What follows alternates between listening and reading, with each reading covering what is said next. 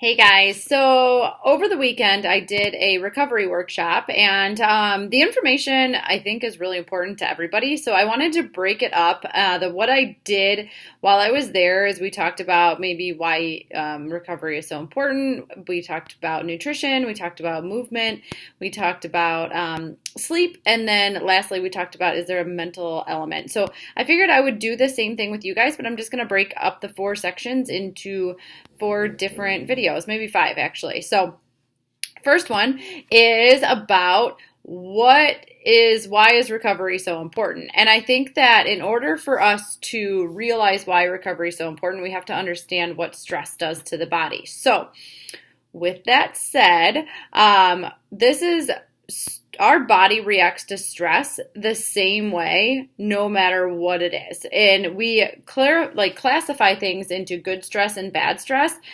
But stress is stress when it comes to the body. It doesn't understand the difference between you being stressed out when you're in traffic, having a presentation at work.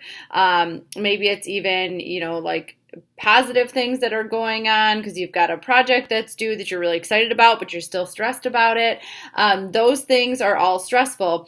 So whatever it happens to be, maybe it's financial, emotional, all of these things, even if it's a perceived stress. So your body doesn't know, like if you are worrying about something that hasn't happened or something in the future, your body still perceives that the exact same way as it would if you were being chased by a tiger. So our stress response hasn't evolutionized since we were back in like the caveman days. So it's important to realize that because everything we do, well, not everything, but a lot of the things we do put stress on the body. And one of those things is working out.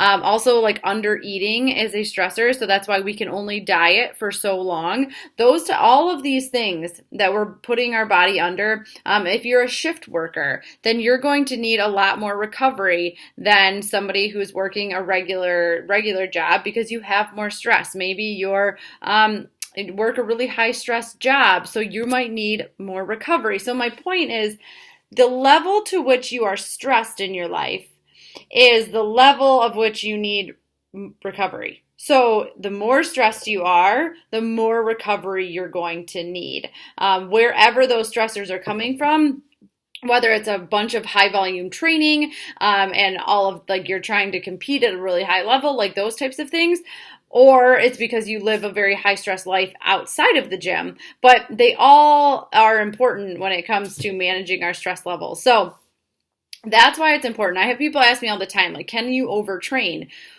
Not really, but what you can do is under recover. And that's the problem that we usually see is that people are trying to do all of these things and go balls to the walls all the time, and yet they're not taking the appropriate amount of time to recover. So that is why it's important. How do we know, as far as like a gym factor, well, really just in life, I guess, how do we know that we're not recovering enough?